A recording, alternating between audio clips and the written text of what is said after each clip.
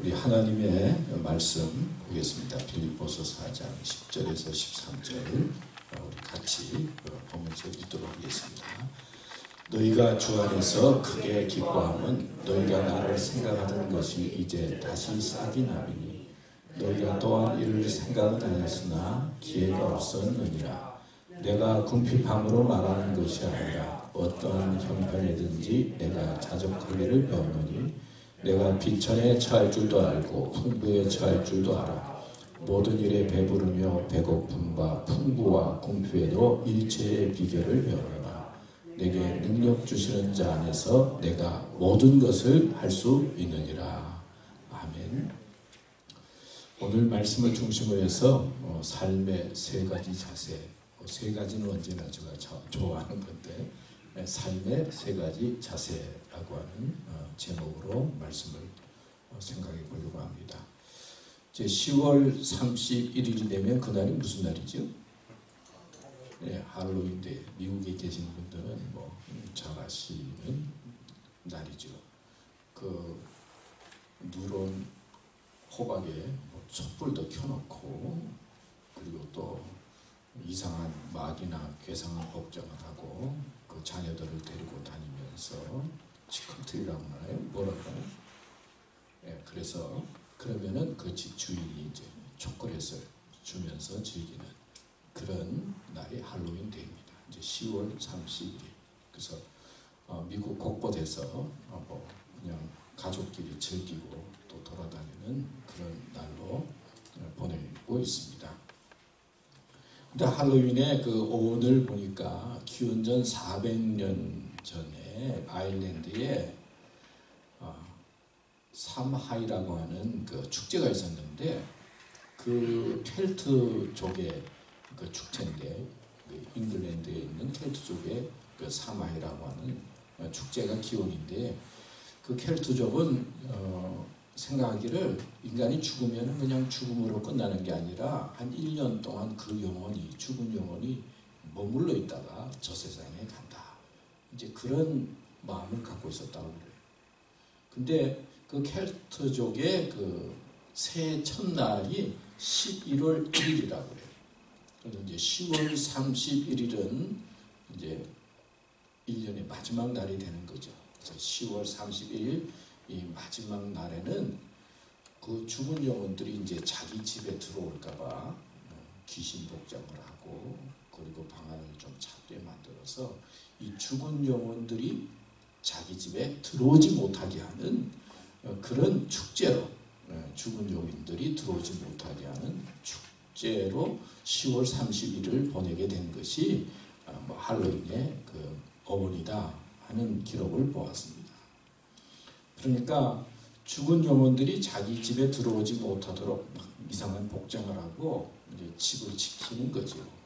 이제 이런 것이 축제가 되어져서 오늘날에는 세속적인 축제가 되어져서 이상한 복장도 하고 가면도 쓰고 다니면서 즐기는 그런 세속적인 축제가 되었고 또 한국에도 보니까 할로윈 문화가 들어가서 한국에도 이제 이런 그런 축제를 즐기고 또 이벤트로 만들어서 장사도 하고 그런다는 소식을 보았습니다. 이제 저희 가족이 지난 주간에 좀 감기가 걸렸어요. 그래서 제가 좀 나을 듯 하니까 이제 우리 집사람이 이제 또 걸려가지고 요즘 고민인데 오늘 아침에도 막 이제 기침을 하면서 일어나는 것을 보았는데 이 감기가 우리가 독감 예방 주사를 다 맞았음에도 불구하고 이제 감기가 걸렸는데요. 막상 이렇게 그렇게 심하진 않지만 기침하고 좀 춥고 이제 가래가 생기고 이제 그러니까 이 몸이 아프니까 아무것도 하기가 싫더라. 그러니까 일상적으로 생활하던 것들을 그냥 내버려 두고 그냥 몸이 아프니까 그냥 쉬어야지. 그러면서 지나는데도 잘 낫지가 않아요. 이제 그런 생각을 하면서 감기도 그렇잖아요. 잘못된 것이 우리 몸에 이제 바이러스로 침범해서 그 병에 걸리는 거잖아요. 제가 먼저 걸렸다가 또 내가 가졌던 그런 좋지 못한 그 세균이 이제 우리 집사람한테 옮기게 되니까 우리 집사람도 지금 감기 걸리게 되고 아마 오늘 내일이 고비가 아닐까 이제 그런 생각이 들어요. 제가 이제 이런 생각을 하면서 우리가 살아갈 때 이제 몸도 건강하기 위해서 잘못된 세균이 우리 몸에 들어오지 못하도록 우리 몸을 지켜야 하는 것처럼 우리가 세상을 살아갈 때 우리의 삶 속에 그 나쁜 것들이 들어오지 못하게 지켜야 할 것들이 무엇인가? 할로윈은 악한 영, 죽은 영이 들어오지 못하도록 지키는 것에서 출발을 했다고 한다면 우리의 몸을 지키기 위해서, 우리의 마음을 지키기 위해서 막아야 할 것들이 무엇인가? 우리 몸에, 우리 마음에 들어오지 못하도록 내가 꼭 지켜야 할 것들이 있겠죠. 그런 것은 무엇일까? 또 다른 면으로 생각하면 또 우리 몸에 버려야 할 것들이 있잖아요. 먹은 다음에 배설물이 있는 것처럼 우리가 살아가면서 자꾸 버려야 할 것들은 어떤 것인가? 뭐 이런 생각을 하면서 이제 설교를 준비하게 되고 또 자신을 돌이켜보게 되었습니다. 여러분들을 지키기 위해서, 또 믿음을 지키기 위해서, 마음을 지키기 위해서, 가족과 가정을 지키기 위해서 막아야 될 것이 무엇일까요? 또 반면에 우리가 건강하게 살기 위해서 버려야 할 것들은 무엇일까요? 그런 면을 조금 생각하면서 이제 우리가 살아가면서 가져야 할 삶의 자세가 무엇인가? 뭐 잘 아는 거지만 저는 언제나 좀 쉽게 생각하는 스타일이라서 세 가지로 생각을 해봅니다. 뭐 삶의 자세가 세 가지뿐이겠어요. 수백 가지, 수천 가지일 수도 있고 사람과 환경에 따라서 우리가 가져야 할 삶의 자세와 믿음의 자세가 여러 가지 있다고 생각합니다. 그렇지만은 세 가지로 생각해 본다면 첫째는 노력하는 자세. 노력하는 것이 필요합니다. 인생은 노력해야 된다 하는 생각을 해봅니다. 또 믿음 생활도 노력해야 되겠죠. 또 공부하는 것도 노력해야 되겠죠.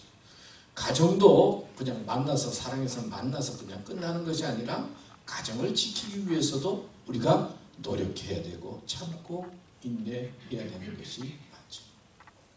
선을 행하다 낙심하지 말지니 때가 이르면 거둔다는 말씀이 있잖아요. 선하게 사는 것도 마찬가지예요. 바르게 사는 것도 그냥 되는 게 아니라 낙심할 때도 있고 피곤할 때도 있고 힘들 때도 있는데 그것을 잘 이겨야 선도 이루게 되고 선한 열매도 거두게 된다는 것이죠. 또 믿음도 마찬가지예요. 그냥 교회 나오고 그냥 믿음 생활하는 것이 아니라 믿음도 노력하는 것이 필요하고 또 노력해야 합니다. 생각해보면 예수님을 믿는 이 믿음의 삶이 얼마나 귀하고 중요한지 몰라요. 이 믿음이 우리가 가지고 있는 우리 기독교 신앙이 다른 종교와 다른 점이 있다면 어떤 종교의 창시자도 자신을 신이라고 하지 않았어요. 마음에도 그렇고 부처도 그렇고 공자님도 그렇고 내가 신이다 그런 말을 한 사람이 없어요. 근데 예수님은 자신을 향해서 하나님이라고 표현했지. 또 어느 누구도 인간의 죄 문제에 대해 아무런 해결책을 제시하지 못했어요. 그렇죠. 죄 문제에 대해서 누가 해결책을 주었습니까? 예수님께서는 회개하라 말씀도 하시고 우리의 죄 문제를 해결하기 위해서 십자가에 달려 죽으셨죠. 죄에 대한 문제의 해결점을 주셨어요. 또 어느 누구도 죽음에서 부활하지 못했고 어느 추종자와 제자들이 자기의 섬기는 분이 살아났다고 주장한 적이 없어요. 예수님만이 죽으셨다가 부활하셨고 또 예수님을 따르는 제자들과 하나님의 말씀이 예수님께서는 죽으셨다가 부활하셨다. 그러니까 예수님을 믿는 이 믿음이 이렇게 귀하고 소중한 거예요. 스페셜한 거예요. 근데 이 믿음을 지키고 이 믿음을 내 마음속에 받아들이는 일이 그냥 어느 순간에 되는 게 아니라 우리에게 믿음을 지키고 믿음의 삶을 살기 위해서는 믿음의 선한 싸움을 싸우라 한 것처럼 노력이 필요하다 하는 말씀. 우리가 잘 아는 말씀 데살로니가전서 5장 16절에서 18절 말씀에도 우리 같이 읽을까요? 잘 알지만 시작. 항상 기뻐하라 쉬지 말고 기도하라 범사에 감사하라 이는 너희를 향하신 하나님의 뜻이니라. 그리스도 예수 안에서 너희를 향하신 하나님의 뜻이다. 데살로니가전서 5장 16절에서 18절에서 말씀하고 있어요. 여기 보면 항상 쉬지 말고 범사에 그랬어요. 어떻게 항상 기뻐할 수가 있어요? 기쁘기도 하고 힘들기도 하고 괴롭기도 하고 그렇잖아요. 어떻게 항상 웃을 수가 있어요? 우리가 가끔마다 우리 교회에서 이야기하는 것 중에 먼저 인사하고 어떻게 만나자고요? 웃음으로 만나자. 먼저 인사하고 웃음으로 만나자. 어떻게 언제나 웃음으로 만날 수가 있어요? 괴로운 게 한두 개 아닌데. 그리고 만나보면 만나고 싶은 사람도 있지만 만나기 싫은 사람도 있거든요. 만나면 미운 사람도 있어요. 그리고 만나기 싫어서 피하고 싶은 사람도 있어요. 그 세상이 그런 거잖아요. 근데 먼저 인사하고 웃음으로 만나자. 그 속에는 좀 노력해야 된다 그런 의미가 있죠. 노력해야 된다. 네? 항상이라고 하는 말씀 속에는 좀 노력해야 된다는 거예요. 인생은 노력해야 된다 하는 의미가 있어요. 이 기쁨도 노력해야 된다는 것이죠. 쉬지 말고 기도하라. 기도가 그냥 계속되면 좋겠지만은 무슨 일이 생기면요. 예수 믿는 사람들도 기도가 막힌다고 그러잖아요. 저도 그래요. 무슨 일이 생기면 더 기도해야 되는데 기도가 탁 막혀가지고 기도하기가 싫어요.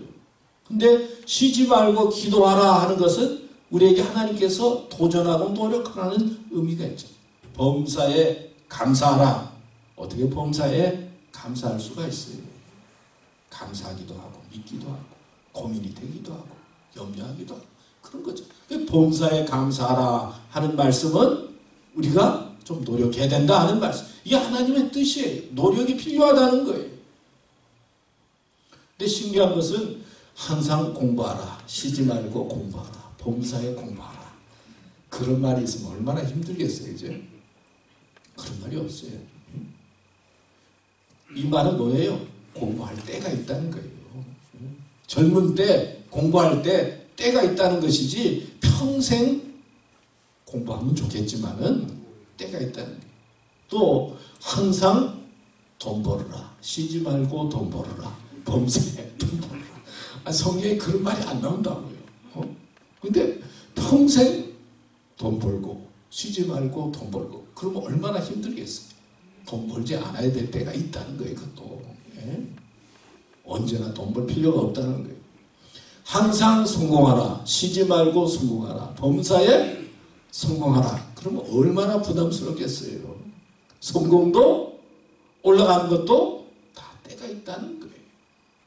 근데 성경은 우리에게 항상 기뻐하고 쉬지 말고 기도하고 범사에 감사하라. 공부하는 것보다도 성공하는 것보다도 돈 버는 것보다도 더 중요한 게 있다는 거예요. 사실은. 근데 성경은 돈 버는 것보다도 성공하는 것보다 더 중요한 게 뭐냐? 기뻐하는 거, 기도하는 거, 감사하면서 사는 게 중요하다는 거예요. 기쁨은 인생의 힘이 돼요. 기뻐하려고 노력해야 된다는 거예요. 기뻐하려고 힘써야 된다는 거예요. 그냥 기다려서 기쁜 게 아니라 기쁨은 만들어야 된다는 거예요. 자기가. 기도도 그렇죠. 기도하면 기도의 제목이 생겨요. 기도하면 기도의 힘이 생기는 거예요. 기도하면 기도의 능력이 생기는데 기도하지 않고 가만히 있으면요. 기도의 제목도 없어요. 기도하면 영적인 사람이 되고 기도하면 기도의 사람이 되는데 해야 되는데 안 하니까 그냥 그런 거예요. 그냥 안 하니까 그냥 그렇게 사는 거예요. 기도도 힘써야 된다. 노력해야 된다. 감사도 그런 거예요. 감사는 우리 웰빙이라고 하는 말 있잖아요. 웰빙. 웰빙이 나도 잘 되고 남도 잘 되고. 감사는요. 나도 잘 되고 남도 잘 되게 하는 거예요. 감사가. 감사합니다. 부부끼리 그러면은 나도 좋고 그 다음에 상대방도 좋은 게 그거예요. 그래서 감사합니다. 감사합니다. 그러면 나도 좋고 남도 좋은 게 감사해요. 그러니까 얼마나 그 화해하고 화목하게 지내게 돼요. 근데 미워하고 그러면 어떻게 되겠어요? 나도 싫고 남도 싫고. 그래서 하나님께서는 범사에 노력해야 되는데 감사하면서 살아가는 거예요. 그게 우리를 복되게 하고 돈보다도 더 귀하게 우리의 삶을 하나님께서 이끌어가는데 주시는 축복. 그래서 하나님의 뜻이라고 그러잖아요. 우리가 뭐 하나님의 뜻에 대해서 하나님 뜻을 가르쳐 주세요 하고 막 기도할 때도 많고 고민도 많이 하지만요. 하나님의 뜻의 출발은 예수님 잘 믿고 믿음으로 살고, 예? 그게 구원의 사람이 되는 거죠. 살고 그 다음에는 뭐예요? 기쁘지 않지만 기뻐하려고 노력하고 또 기도하면 영적인 사람이 되고 감사하면 나도 잘 되고 남도 잘 되고 얼마나 좋습니까? 얼마나 좋아요. 이것을 하나님께서 우리에게 주시는 뜻이에요. 근데 이것은 그냥 되는 것이 아니라 어떻게 해야 된다고요? 수고하고 노력이 필요하다는 거예요. 믿습니까? 그래서 우리는 교회 나와서 자꾸 기뻐하려고 그래요. 기도의 마음을 가지고 뭐가 다 감사하겠습니까? 좀 눈에 그냥 마음에 안 들어도 따라합시다. 감사합니다. 감사하면 나도 잘 되고 그 다음에 남도 기분 좋고 그게 하나님께서 주시는 은혜예요. 하나님의 축복이다. 여러분 사랑합니다 한번 따라할까요? 사랑합니다. 사랑합니다.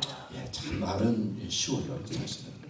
근데 실제로 사랑하는 사람을 만나면요 말하기가 힘들어요. 우리 젊은 친구들이 좀 여자친구도 사귀고 싶고 남자친구도 사귀고 싶은데요. 정말 사랑의 마음이 생겨서 저 사람이 좋다 그래서 사랑합니다라고 고백하고 싶은데 참 이게 쉽지가 않아요. 정말 이 사랑도 어떻게 돼요? 노력해야 되는 거예요.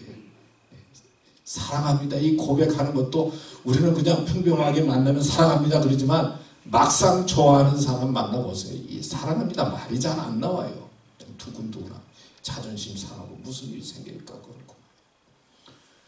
어떤 친구가 짝사랑을 했어요. 한 3년 동안. 짝사랑만 했는데 얼마나 속이 탑니까? 말은 하고 싶은데 말도 못하겠고. 3년 정도는 괜찮지 보통 10년 정도 가는 사람도 많아요. 그 친구가 보다 한다니까 야, 또 그렇게 속썩이지 말고 응? 그 한번 글로 써가지고 사랑합니다. 너 마음을 표현해서 한번 전해주라. 그래서 용기를 내서 이제 사랑합니다 하고 써가지고 이제 주머니를 이어가지고는 그 여자친구를 만나면 주려고 이제 왔다 갔다 하는 거예요. 그러다 어느 날 이제 꾸깃꾸깃한 것을 이제 꺼내가지고 그 여자친구한테 전달을 했어요. 이 전달하는 것도 보통 용기가 필요한 거 아니에요. 이 노력이 필요한 거 아니에요. 여기 젊은 친구들 말이에요. 여기 이제 결혼해서 이렇게 부부로 사시는 분들이 계신데 다 쉽게 만나가지고 쉽게 결혼한 게 아니에요. 한 사람 한 사람 이야기 들어보면 사연도 많고 참 여러 가지 사건 속에서 그것도 결혼하는 거예요. 또 결혼하면 쉽게 사는 것 같지만 한동안 사는 게 보통 일이 아니에요. 노력이 필요하다는 거예요. 꾸깃꾸깃한 것을 줬는데 그 다음날 아가씨한테 전화가 왔어요. 나 좀 만나자고. 그래서 그 다음날 이제 그 아가씨를 그 남자가 만났더니 주머니에서 그 여자가 무슨 사랑에 대한 이야기를 하면 조금 뭘 꺼냈더니 여기 왜 10,000원짜리를 나한테 줬느냐고. 이 사랑의 편지를 준다는 게 꾸깃꾸깃해서 10,000원짜리를 준 거예요. 사랑도 노력이 필요한 거예요. 세상의 삶이 그래. 수고하고 노력해야 되는 거예요. 교회도 그렇고 우리의 삶도 그렇고. 이 양복 하나 입는 것도요 그냥 입는 것도 아니잖아요. 우리 아버님 양복 입는 거 보니까 그냥 해가지고 그냥 언제나 깨끗하게 다니시려고. 근데 그것도 노력이 필요한 거예요. 나는 화장은 그냥 쫙 바르면 되는 줄 알았어요. 여자분들 그냥 쫙 바르면 끝나는 줄 알았어요. 근데 그 화장도 만만치가 않더라고. 내가 보니까 옆에서 그것도 시간을 들이고 정성을 들이고. 인생은 노력해야 돼요. 쉬운 게 없어요. 그것을 받아들여야 돼요. 믿음 생활도 그렇고 사랑도 그렇고 노력이 있어야 된다는 거예요. 여러분, 하나님께서는 예수님을 보내주셨어요. 그리고 우리를 위해서 예수님 죽으셨죠. 근데 그 하나님께서 역사하신 그 사건을 가만히 살펴보면 하나님께서 그냥 내버려 둔 게 아니에요. 하나님은 일하시는 거예요. 어제도 일하시고 오늘도 일하시고 내일도 일하시는 거예요. 우리의 삶 속에는 첫째 노력이 필요하다. 가정도 그렇고 모든 삶에는 노력이 필요하다. 그렇게 하시고 내가 노력해야 될 게 무엇인지 깨닫고 하나님을 잘 믿고 선을 행하고 사랑하고 가정을 지키는데 노력하면서 또 아름답게 하나님을 의지하면서 사는 삶이 되시기를 축원합니다. 두 번째는 깨닫는 삶이에요. 인생은 배우는 것이다. 배움은 깨달음으로 나타난다.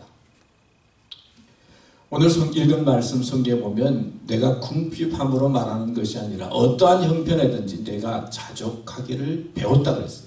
자족도 배운 것. 내가 비천에 처할 줄도 알고 풍부에 처할 줄도 알아. 모든 일에 배부르며 배고픔과 풍부와 궁핍에도 일체의 비결을 어떻게 했다고요? 배웠다 그랬어요. 이 배웠다는 것은 깨달음과 연결된 거예요. 그러니까 우리가 부자였을 때도 깨달음이 있어야 되고 배움이 있어야 되고 가난할 때도 깨달음이 있어야 되고 그리고 어떤 처지에 있든지 배움의 마음을 가지고 살아갈 때 그 속에 깨달음이 있다는 거예요. 깨달음이 필요하다는 거예요. 깨닫는 삶이에요. 하나님을 잘 믿는 믿음의 삶을 살아가는 것도 깨달음이 있어야 돼요. 근데 제가 깨달음의 가장 결론이 무엇일까 생각합니까? 깨달음의 가장 결론이 무엇일 것 같아요? 저는 회개다 그런 생각이 돼요. 회개하는 거예요. 집이 더러우면 청소하잖아요. 그 다음에 얼굴이 더러우면 세수를 하잖아요. 입안이 더러우면 축축축축 해서 뭐예요? 양치질을 하잖아요. 마음이 더러우면 마음을 어떻게 깨끗해요? 마음을 더러우면 어떻게 깨끗하게? 마음을 깨끗하게 하는 것은 눈물인 것 같아요. 마음에 깨달음이 오고 뭔가 했을 때 눈물을 흘리게 되고 그리고 반성을 하면서 마음이 깨끗해지는 것 같아요. 근데 그것으로 끝나지 아니하고 예수님께서 우리를 위해 십자가에 달리시고 보혈의 피를 흘려주심을 믿어 그리고 주님 앞에 나의 잘못된 것을 내어놓고 회개하는 겁니다. 그냥 눈물만 흘리고 반성만 하는 것이 아니라 예수님의 그 십자가 사건을 생각하고 내 죄를 주님 앞에 내어놓고 회개해요. 그래서 저는 생각할 때 깨달음의 진수는 회개다. 회개함으로 우리가 하나님 앞에 서고 마음이 깨끗해지고 그리고 우리의 삶에 용기도 없고 하나님의 사람으로 살아가게 되는 것이죠. 제가 지난 주간에 이제 신문을 보는데 좀 인상적인 게 있었어요. 태국의 그 누구죠? 황제, 태국의 대왕인 푸미폰, 핸드폰이 아니라 푸미폰이라고 하는 국왕이 세상을 떠나서 세기의 장례식을 했어요. 근데 그분이 금년에 떠난 게 아니라 작년에 돌아가셨더라고요. 10월 13일, 2016년 10월 13일에 돌아가셨는데 1년 동안 잘 보관해뒀다가 금년에 5일 동안 이제 장을 치르는 거예요. 근데 뭐 마차를 금마차를 만들고 그리고 뭐 수천 명 기마병이 뭐 하고 그리고 뭐 하여튼 들어가는 돈이 뭐 9천만 불, 장례식 하는데 9천만 불 정도 들어가는데 9천만 불이 어느 정도인지는 잘 모르겠어요. 9천만 불이 들고 뭐 10몇만 명이 먼저 조문을 했고 20만 명이 뭐 그러고 또 수많은 사람들이 검은 천을 두르고 돌아가는 그 국왕에 대해서 애도했다. 근데 그분이 하여튼 최장수했다. 70년 동안 국왕을 지내서 태국의 국왕을 지내 70년. 야, 대단하죠. 근데 재미있는 것은 하여튼 왕들 중에서 첫 번째로 재산이 많아. 10년 전에 보니까 2008년도에 355억 달러로 50억 달러로 하여튼 1위였어요. 그리고 그 국왕에 대해서는 태국에서는 함부로 이야기하면 부정죄에 걸려가지고 조금이라도 부정적이고 비판적인 이야기하면 다 걸리게 돼 있어요. 못하게 돼 있더라고요. 근데 하여튼 영국의 엘리자베스 테일러 여왕은 2세는 뭐 왕들의 재산 중에서 14위. 그리고 왕들 중에서 재산이 하나도 없는 제로인 사람이 있는데 누군지 아세요? 예? 인도 간디가 왕이 아니세요? 일본의 천황이 돈이 하나도 없어. 제도예요. 난 깜짝 놀랐어요. 일본의 황실은 개인 재산을 가질 수가 없어요. 나라에서 다 이렇게 도와주고 서포트해서 황실이 유지되지 개인적으로는 황실이 돈을 가질 수가 없어요. 그래서 일본에 있는 황실은 재산이 제로예요. 하나도 없어요. 다른 나라 뭐 왕들은 뭐 재산이 많아서 부유하게 사는데 일본만 또 스페셜하게 그렇대요. 그래서 제가 좀 속으로 좀 놀랐어요. 야, 일본이 또 이런 면이 있구나. 그래서 일본의 황실은 재산이 하나도 없어요. 저는 이제 그런 기록을 보면서 요즘 시대에 그 왕이 있다는 게 좀 이상한 거다. 저는 좀 그 마음이 좀 요즘이 어떤 시대인데 무슨 뭐 대왕이고 뭐 왕이고 공주고 왕자고 그러냐 그런 마음이 들었어요. 옛날 뭐 다이애나 뭐 돌아가고 그럴 때도 아니 뭐 그냥 돌아가는 거지 무슨 뭐 비 그리면서 그렇게 뭐 스타처럼 그러는가. 지금 먹고 살기도 힘든데 말이에요. 어떤 사람은 왕족이라서 막 그냥 스포트라이트를 받고 또 왕족으로 태어났다고 재산 누려서 잘 살고 우리는 이렇게 서민으로 태어나가지고 태어날 때부터 이렇게 가난하게 살아야 되니까 뭐 좀 부정적인 마음이 있었어요. 그때도. 근데 유럽에 가든지 어디에 가든지 왕 있는 나라들이 많더라고요. 왕가들이 많아요. 사우디 같은 데는 또 왕족들이 또 대단하잖아요. 우리 미국이나 한국 같은 상황에서는 이 왕에 대한 어떤 개념이 없는데 참 외국은 대단한 것 같아요. 그런 개념이 우리하고는 좀 다르다 그런 생각을 하면서 제가 그런 그 기록을 보면서 이제 예수님을 생각하게 됩니다. 예수님은 하나님의 아들이지만 가난한 자의 모습으로 말구에 오셔서 태어나셨고 그 평생 가난한 자로 그리고 가난한 자의 편에 사셨고 그리고 마지막에 우리를 위해서 왕이다 그러지 아니하고 십자가에 달려서 우리를 살리기 위해서 죽었지. 그러나 세상의 역사를 가만히 살펴보면 다 왕에게 충성하다가 죽는 거예요. 다 이 왕 따라다니고 저 왕 따르고 백성이 아니라 왕의 역사인 것을 볼 수가 있어요. 이런 것을 보면서 내가 예수님을 만나고 우리 구주 되신 예수님을 섬기게 된 것 너무나 감사하다. 하나님의 축복이다. 하나님의 은혜다. 그런 생각을 했어요. 여러분 예수님을 우리의 구주로 모시고 또 예수님이 우리를 위해서 이 세상에 오시고 나를 위해서 십자가에 달려 죽으셨다는 것. 이거 믿고 예수님을 왕으로 섬기고 예수님을 구주로 섬기며 사는 게 얼마나 은혜고 얼마나 축복인지 모릅니다. 믿습니까? 이 세상에서 왕을 섬기는 것, 인간의 왕을 섬기는 게 아니라 하나님을 섬기고 예수님을 섬기는 것이 복이에요. 성경에 보면 아브라함의 이야기가 많이 나오지 않습니까? 아브라함은 하나님께서 부르실 때 너희 본토 아비집을 떠나 내가 네게 지시할 땅으로 가라.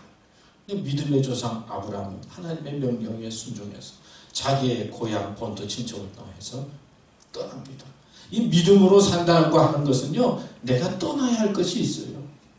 세상과 양분해서 뭐 이것도 좋고 저것도가 아니라 떠나야 할 때가 있어요. 하나님께서 부르시면 우리는 떠나야 하는 게 믿음의 삶이에요.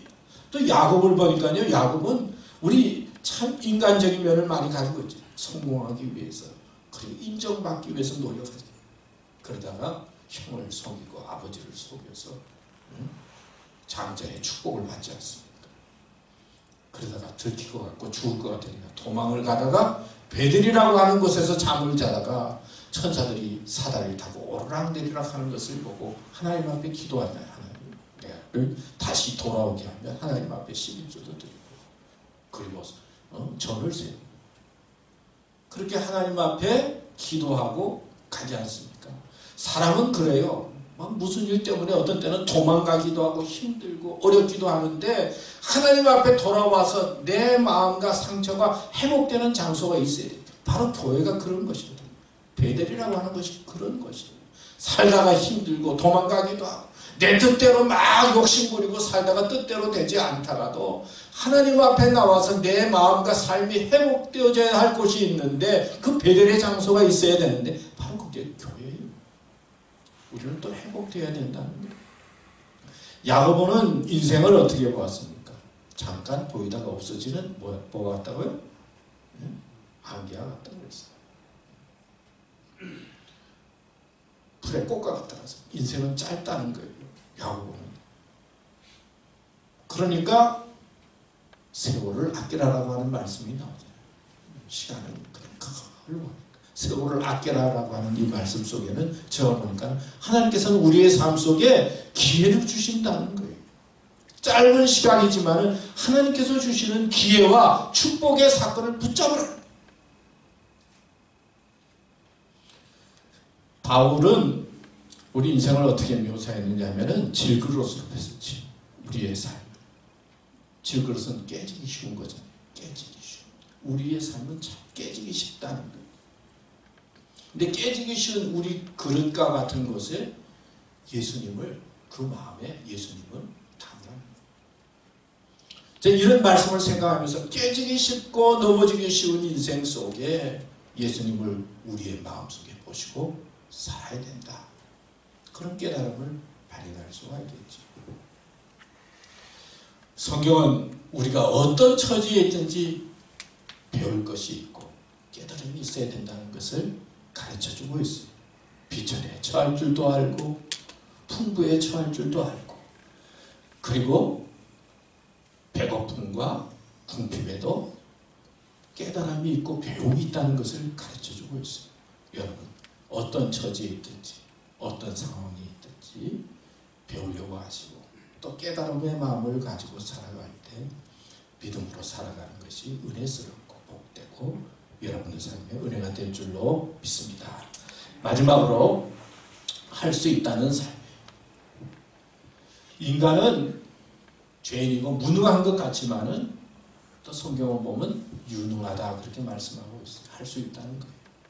여기 주신감을 가지라 그랬대. 주신감은 뭐예요? 용감. 주신감.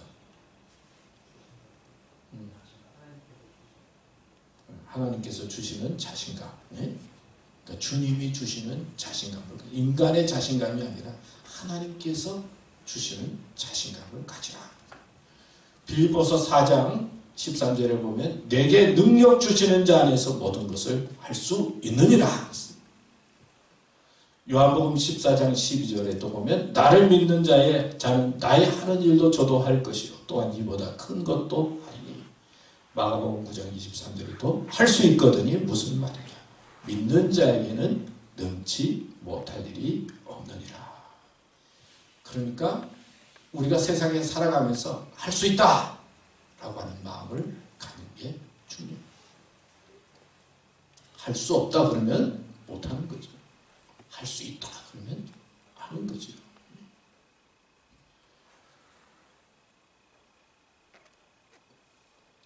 저 성경에 보면 모세라고 하는 사람이 나오죠. 모세가 하나님께서 부르실 때 자기는 나이 들어서 못한다 그러지 않습니까? 그러니까 하나님께서 할 수 있다고 그러는데 왜 못하느냐 하라고 기적도 보여주시고 또 능력도 보여주시는데 그래도 모세가 못한다고 그러니까 하나님께서 뭐라고 내 형 아론이 있지 않느냐. 자기가 말을 못한다고 그러니까 형 아론과 함께 하나님의 부름에 응해서 이스라엘 백성을 애굽 땅에서 이끌어내라 라고 하는 말씀을 하세요. 제가 이 말씀을 보면서 그냥 자주 그런 생각을 하는데요. 우리는 내가 혼자 뭐 할 수 있다 그런 생각을 할 때가 많이 있어요. 근데 하나님은 내가 잘 못하면 할 수 있는 다른 사람과 함께 하라는 그런 뜻도 있어요. 그래서 위대한 지도자들과 위대한 역사가들을 가만히 살펴보면 자기가 위대한 게 아니라 자기와 함께 더불어 일할 사람이 있는 거예요.